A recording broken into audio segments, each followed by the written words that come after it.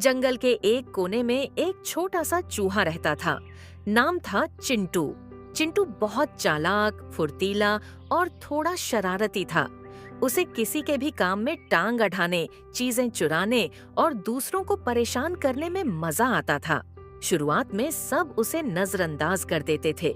कोई सोचता, अरे इतना सा चूहा क्या बिगाड़ेगा। परंतु धीरे धीरे चिंटू की हरकतें बढ़ने लगीं। वो रात को हाथियों के टेंट में जाकर उनके कान में भूत भूत फुसफुसाता और भाग जाता। हाथी डर कर सूंड फेंकते और आसपास की झाड़ियों को उखाड़ देते। कभी वो लोमड़ी के घर में जाकर उसके अंडे जैसी दिखने वाली सफेद कंकड़ चुराकर अपने बिल में रख लेता। फिर लोमड़ी परेशान होकर पूरे जंगल में ढूंढती रहती। बंदरों के साथ तो वह और भी ज्यादा मस्ती करता, उनके केले गायब कर देता और ऊपर पेड़ से हंसता हुआ कहता, अरे देखो देखो, केले तो उड़े गए हवा में। बंदर गुस्से में उसकी तरफ देखता, लेकिन वह इतना तेज भागता कि कोई पकड़ नहीं पाता। एक दिन शेर ने जंगल की सभा बुलाई। शेर दहाड़ा, अब बहुत हो गया। ये चूहा पूरे जंगल में अराजकता फैला रहा है। किसी को तो इसे सबक सिखाना ही होगा। लोमड़ी बोली, महाराज, मैंने उसे पकड़ने की बहुत कोशिश की, लेकिन वह हर बार बच निकलता है। हाथी ने सूंड हिलाई। महाराज, इतना छोटा जीव, उस पर हाथ डालते डर लगता है कि कहीं पैर के नीचे आकर मर न जाए। बंदर बोले, महाराज, हमें तो उस पर हंसी भी आती है। इतना छोटा है और इतना चालाक भी। शेर कुछ देर सोच में पड़ा, फिर बोला, अगर यह चूहा नहीं रुका तो जंगल की शांति भंग हो जाएगी। उसे पकड़ो और सामने लाओ। उधर चिंटू अपने बिल में बैठा सभा की बातें सुन रहा था। हाँ, सही सुना तुमने। चिंटू बहुत चालाक था। उसने अपने बिल के पास एक पेड़ की जड़ में सुनने की सुरंग बना रखी थी, जहाँ से वह जंगल की सारी बातें सुन सकता था।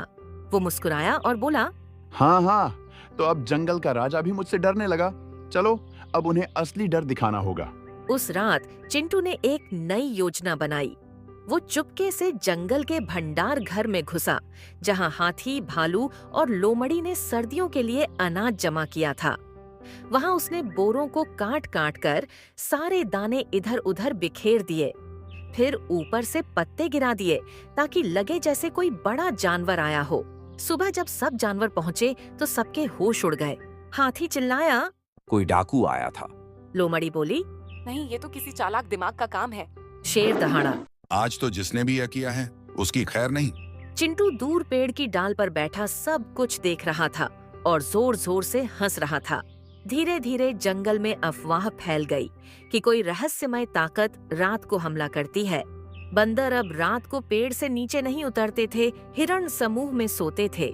यहाँ तक कि शेर भी रात में गुफा से बाहर नहीं निकलता था। और इसी डर के माहौल में चिंटू दिन ब दिन और निर्भीक होता गया। वो अब सिर्फ अनाज नहीं चुराता था, बल्कि किसी के घर के पास खरोंच के निशान छोड़ देता, ताकि लगे जैसे कोई बड़ा शिकारी आया हो। कुछ दिनों में सब उसे भूत कहने लगे। किसी को नहीं पता था कि यह सब एक छोटे से चूहे का काम है। इसी बीच जंगल में एक नया निवासी आया, एक गधा जिसका नाम था गुल्लू। गुल्लू शांत, मेहनती और थोड़ा भोला था, लेकिन बहुत समझदार भी। वो पास के गांव से भागकर यहाँ आया था, क्योंकि गांव वाले उसे लगातार ताने मारते थे। अरे तू तो गधा है, बेवकूफ है। गुल्लू को लगा कि शायद जंगल में उसे शांति मिलेगी। पहले दिन उसने देखा कि सारे जानवर बहुत डरे हुए हैं। उसने लोमड़ी से पूछा, क्या हुआ? सब इतने परेशान क्यों हैं? लोमड़ी बोली, ओ गधे, यहाँ एक अदृश्य ताकत है जो रात को हमला करती है। हम सब डरे हुए हैं। गुल्लू हंस पड़ा। अरे भाई, अदृश्य ताकत नहीं होती। हर चीज के पीछे कोई कारण होता है। लोमड़ी बोली, तू नया है इसलिए बोल रहा है, जल्दी समझ जाएगा। गुल्लू ने कुछ दिन जंगल में बिताए। उसने देखा कि हर घटना के पीछे कुछ गड़बड़ है। कभी खाने का सामान गायब, कभी पेड़ों के नीचे निशान, कभी किसी के घर में कंकड़ पड़े मिलते। उसने सोचा, यह सब किसी छोटे लेकिन चालाक जीव का काम लग रहा है। उस रात उसने निश्चय किया कि वो सच पता लगाएगा। वो एक पेड़ के पीछे छिपकर बैठ गया और पूरी रात जागता रहा। मध्य रात्रि में अचानक एक छोटा साया दौड़ता हुआ आया, वही चिंटू चूहा। वो अनाज के बोरे के पास पहुंचा और अपनी छोटी दांतों से उसे काटने लगा। गुल्लू चौंक गया। तो यह है वह रहस्यमय ताकत, वो धीरे से बोला। अब समझ आया कि यह आतंक कोई भूत नहीं बल्कि एक चालाक चूहा है। लेकिन गुल्लू ने चूहे को पकड़ा नहीं। उसने सोचा, अभी नहीं, पहले इसकी पूरी योजना समझनी होगी। वो चुपचाप अगले 3 दिन तक चूहे का पीछा करता रहा। उसे पता चला कि चिंटू अकेला नहीं था। उसने जंगल के दूसरे चूहों की एक पूरी सेना बना रखी थी। हर रात वे किसी न किसी जानवर के घर में घुसते और कुछ नुकसान कराते। अब जंगल पूरी तरह भयभीत था। किसी को भी पता नहीं था कि यह चूहा गिरोह कहाँ छिपा है। शेर ने फिर सभा बुलाई। अगर हमने जल्द कुछ नहीं किया तो पूरा जंगल तबाह हो जाएगा। लोमड़ी बोली, महाराज, ये काम बहुत खतरनाक है, लेकिन एक गधा है जो कहता है कि सबके पीछे कोई तर्क है। शायद वही हमारी मदद करे। शेर ने गुल्लू को बुलाया। गुल्लू ने झुककर प्रणाम किया और बोला, महाराज, मुझे 3 दिन दीजिए, मैं इस आतंक के पीछे का सच लेकर लौटूंगा। शेर ने कहा। अगर तू सफल हुआ तो तुझे जंगल का सलाहकार बना दूंगा। गुल्लू ने मुस्कुराकर कहा, महाराज, मुझे पद नहीं चाहिए, बस शांति चाहिए। गुल्लू ने योजना बनाई कि वह दिन में सोएगा और रात में निगरानी करेगा। तीसरी रात जब पूरा जंगल गहरी नींद में था, चांद की हल्की रोशनी पेड़ों की पत्तियों पर झिलमिला रही थी, तभी गुल्लू चुपचाप अपने छिपे ठिकाने से बाहर निकला। वह धीरे धीरे उस पुराने बरगद के पेड़ की ओर बढ़ा जिसके नीचे एक बड़ी गुफा थी। उसे वहीं से अक्सर सरसराहट की आवाजें सुनाई देती थीं। पास जाकर उसने देखा, दर्जनों छोटे छोटे चूहे दाना, फल और अनाज के टुकड़े लेकर अंदर जा रहे थे। गुल्लू की आंखें फैल गईं। तो यह है उनकी छिपी हुई मांद। वह पास के झुरमुट में छिप गया और सुनने लगा। अंदर से चिंटू की आवाज आ रही थी। सुनो सब, कल रात हम शेर के भंडार घर में हमला करेंगे। वहाँ बहुत सारा मांस रखा है। याद रखना, कोई गलती नहीं होनी चाहिए। अगर किसी को पकड़ लिया गया तो पूरे गिरोह का राज खुल जाएगा। चूहों ने एक साथ कहा। जी सरदार। फिर सब उछलते कूदते हुए हंसने लगे। गुल्लू ने मन ही मन कहा, अब तो इन्हें पकड़वा कर ही दम लूंगा। अगले दिन वह सीधा शेर की गुफा पहुंचा। शेर थोड़ी झुंझलाहट में बोला, क्या खबर लाए हो गुल्लू? गुल्लू बोला, महाराज, आतंक फैलाने वाला कोई भूत या जादूगर नहीं बल्कि एक ढोंगी चूहा चिंटू और उसका गिरोह है। सभी जानवर चौंक गए। क्या चूहे?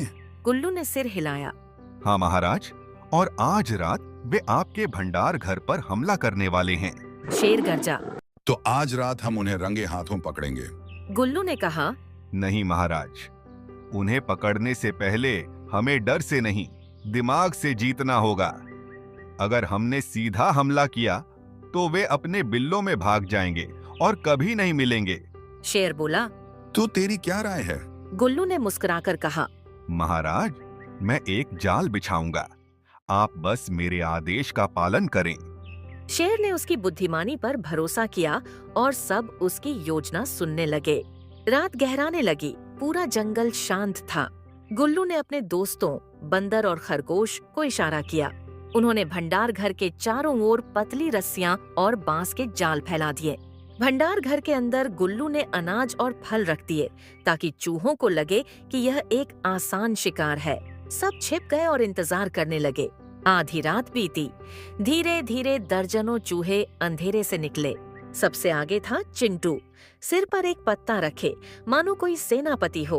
वह बोला, चलो भाइयों, आज हम शेर का खाना भी खा जाएंगे और जंगल में हमारी ताकत का डर सबको दिखा देंगे। चूहे फुदकते हुए भंडार घर में घुसे, लेकिन जैसे ही तीसरा बोरा कटा, रस्सियां खिंच गईं और ऊपर से बांस के जाल गिर पड़े। सारे चूहे फंस गए। अचानक रोशनी हुई, मशालों की। शेर, लोमड़ी, बंदर, हाथी सब बाहर निकल आए। शेर गरजा। तो तुम हो वो आतंक? चिंटू घबराकर बोला। नहीं नहीं महाराज, गलती हो गई। हम तो बस थोड़ा सा खाना लेने आए थे। गुल्लू आगे आया। महाराज, यह वही चूहा है जो महीनों से जंगल को डर में जीने पर मजबूर कर रहा था। यही है आतंक का असली चेहरा। शेर गुस्से में था। उसने कहा, इन्हें सजा मिलनी चाहिए। लेकिन गुल्लू ने हाथ जोड़कर कहा, महाराज, हिंसा से डर खत्म नहीं होता, डर खत्म होता है समझ से। मैं एक आखिरी बार इन्हें मौका देना चाहता हूँ। शेर बोला। क्या मतलब? गुल्लू ने कहा। मैं इनसे एक वादा लेना चाहता हूँ कि वे अब चोरी नहीं करेंगे और जंगल के कामों में मदद करेंगे। सारे जानवर हैरान थे। लोमड़ी बोली। क्या तुझे भरोसा है कि ये सुधर जाएंगे? गुल्लू बोला। हर कोई डर से नहीं, सम्मान से बदलता है। शेर ने थोड़ी देर सोचा और कहा। ठीक है, अगर ये सच में सुधर जाए तो इन्हें माफ किया जा सकता है।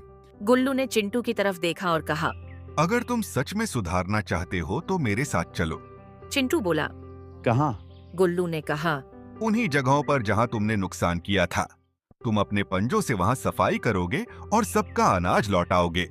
पहले चिंटू हिचकिचाया, पर जब उसने देखा कि पूरा जंगल उसे गुस्से से देख रहा है तो वह झुक गया। ठीक है, मैं गलती मानता हूँ। अगले कई दिन तक चिंटू और उसके साथी जंगल के कोने कोने में सफाई करने लगे। उन्होंने टूटे बोरों को ठीक किया, खोया हुआ अनाज लौटाया और कई जगह नए भंडार भी बनाए।